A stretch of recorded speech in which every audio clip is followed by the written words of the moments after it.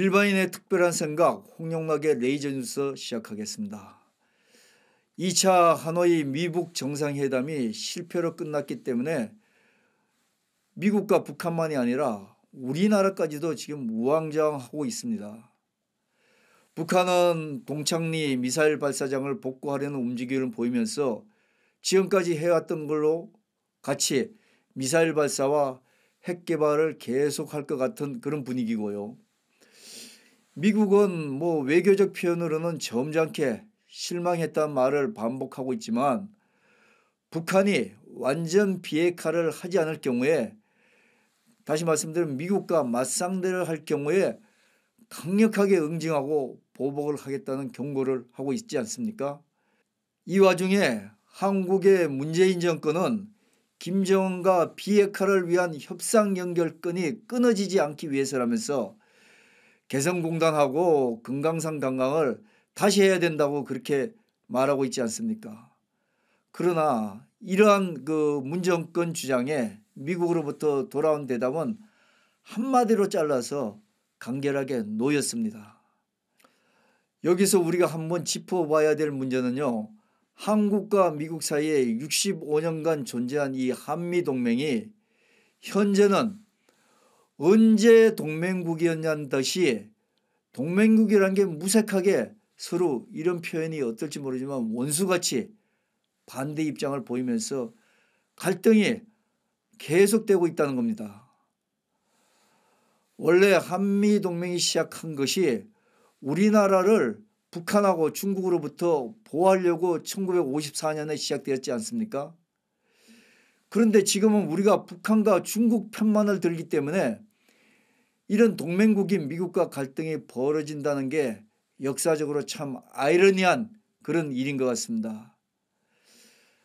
한번 이치상으로 한번 생각해 봐도요, 북한의 비핵화를 하기 위해 남북 정상회담과 미북 정상회담도 그렇게 하는 게 아닙니까?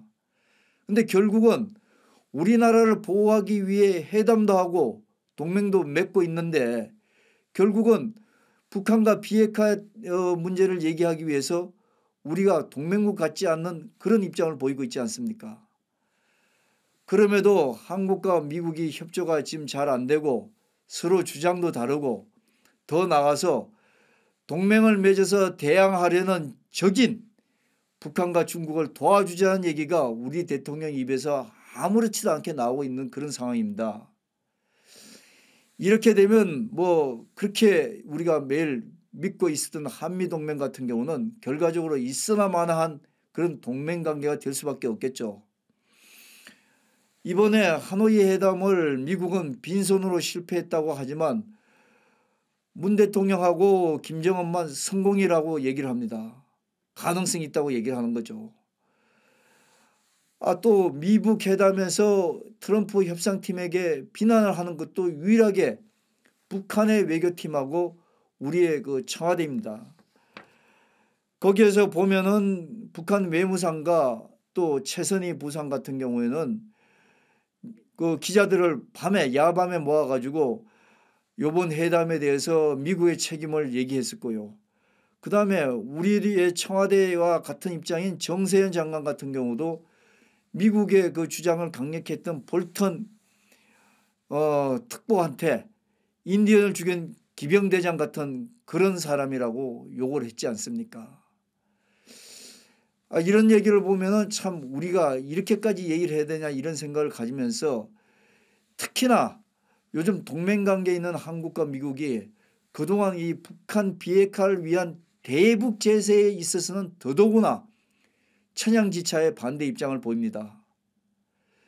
미국은 북한의 비핵화를 끌어낼 수 있는 가장 확실한 방법이 북한한테 제재를 더욱 강하게 해서 줘야 된다는 그런 입장이고요. 더 나아가지고 미국은 요즘은 북한의 인권 문제까지 거론하면서 북한 제재가 단순한 경제 문제가 아니라 3대 세습을 하고 있는 김정은 체제의 변화까지를 강하게 압박해야 된다고 얘기를 하고 있지 않습니까? 반대로 북미 정상회담이 실패로 끝난 이 와중에 문 대통령은 미국하고는 정반대로 금강산 관광 재개를 해야 된다고 그러고 개성공단도 재개를 하라고 청와대 참모회의만이 아니라 우리 정부에까지 강하게 주문을 하고 있습니다.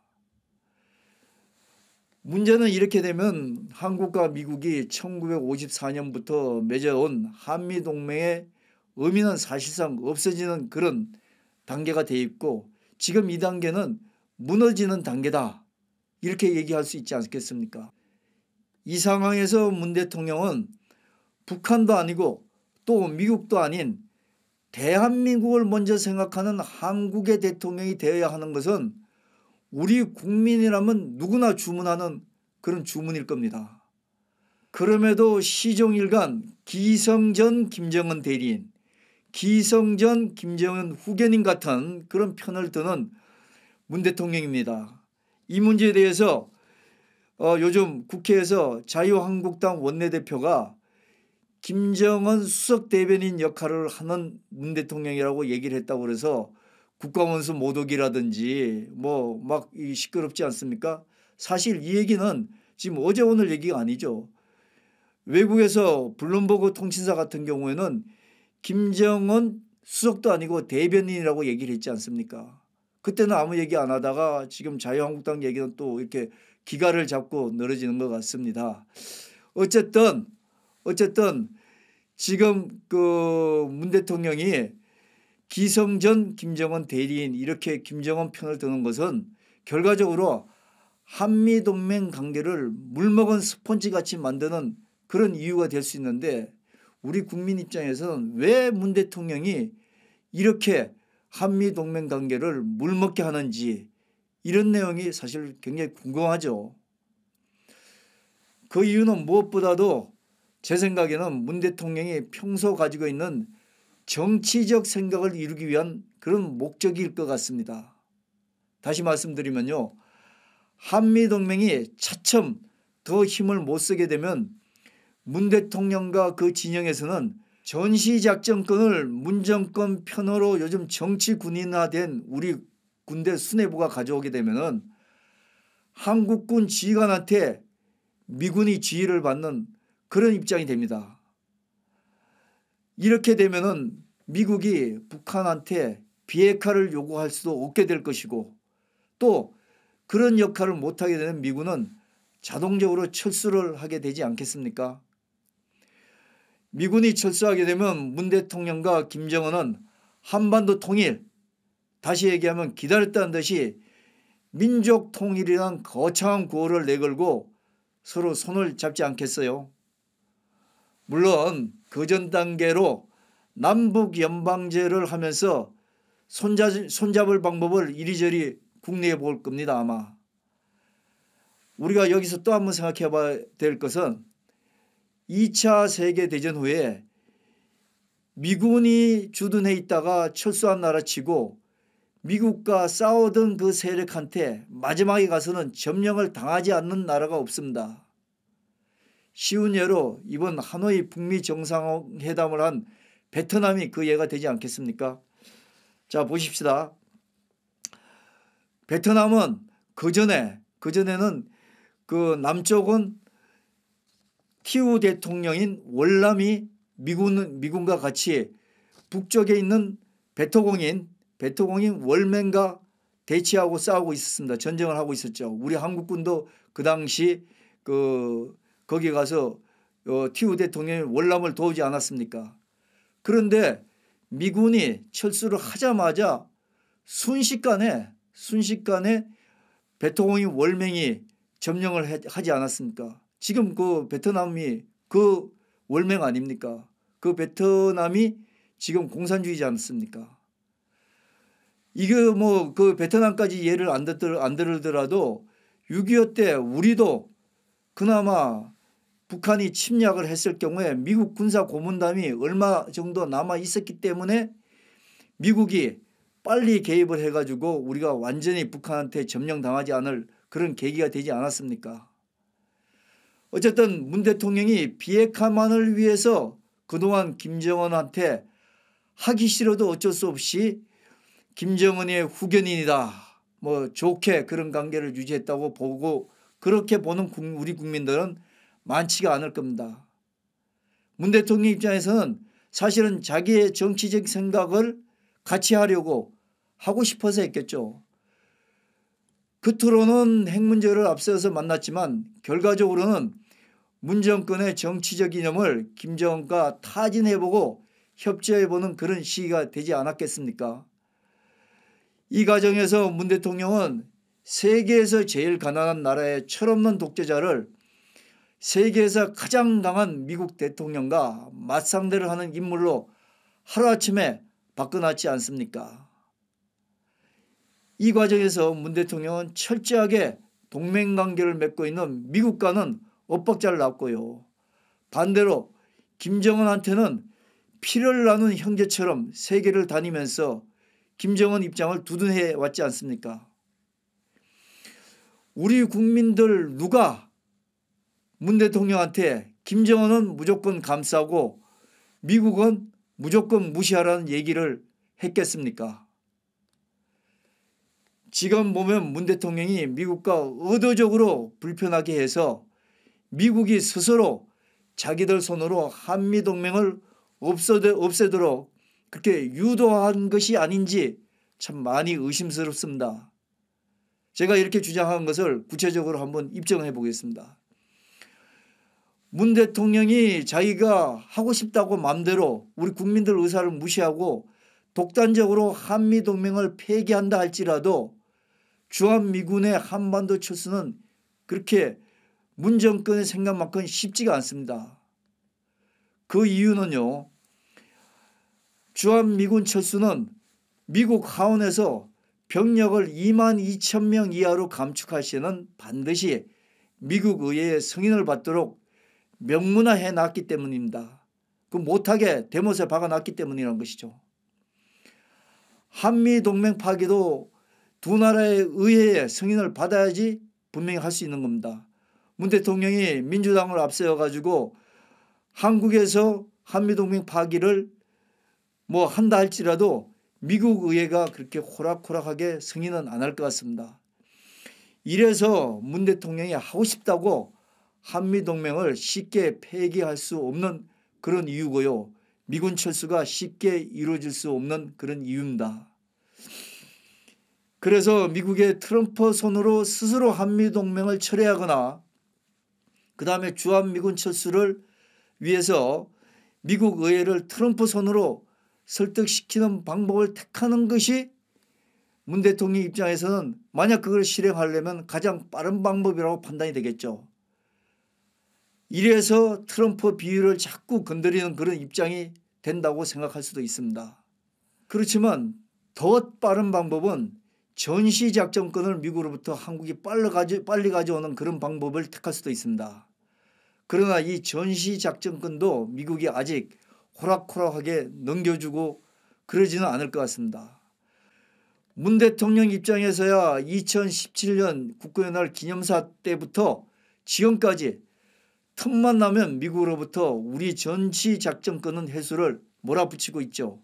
또 대통령 외교안보특보인 문정인 특보도 같은 시기부터 지금까지 한미동맹이 없어짐으로써 북한과의 전쟁을 막아질 수 있다고 그렇게 주장을 하면서 참 이 주장 자체도 북한과의 잘 지내기 위해서 한미동맹을 없애자는 개변도 보통 개변이 아니죠.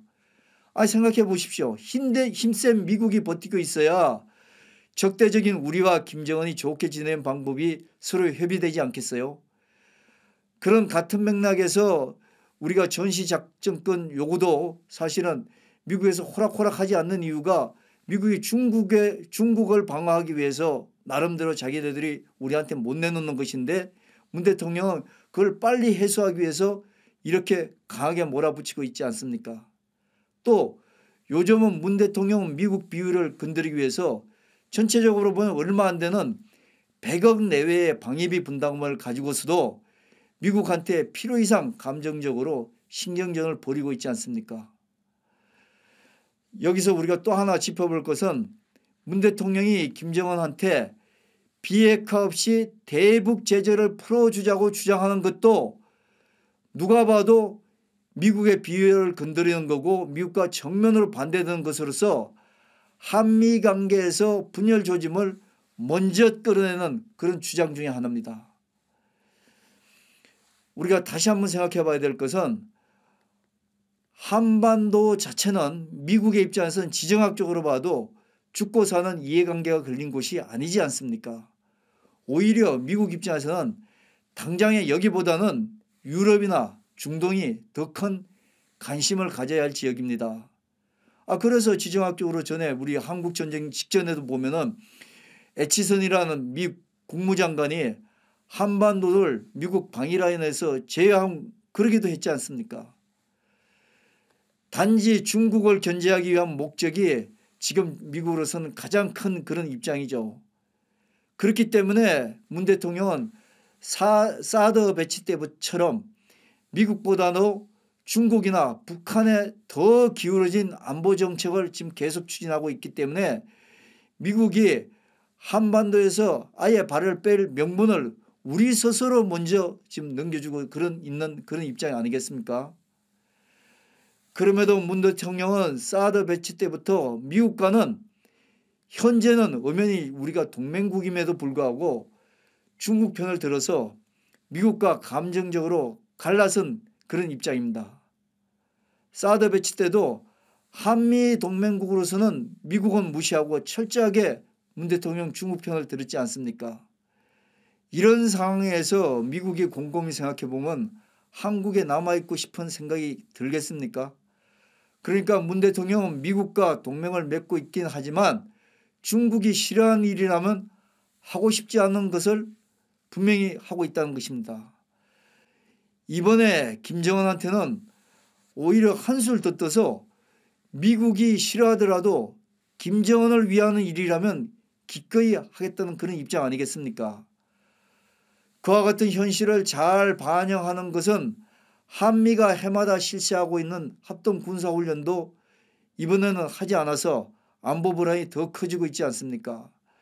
최근에 한미 간 야외 기동 훈련인 키 리졸브 훈련이라든지 또 민하고 군이 합동을 하는 최대 방어 훈련인 얼지 프리덤 가디언 훈련도 줄줄이 취소되고 있는 그런 형편 아닙니까? 분명한 것은 훈련이 없는 군인은 국방 안보에 아무 도움도 되지 못하고 동맹 간의 훈련 없는 동맹은 무용지물에 지나지 않는다는 것은 분명한 이치 아니겠습니까? 트럼프도 이번에 하노이 회담을 깨면서 김정은한테 한미 군사 훈련을 하지 않을 테니까 핵무기로 더 이상 미사일을 발사한다든지 이런 장난을 하지 말라는 경고를 보냈습니다.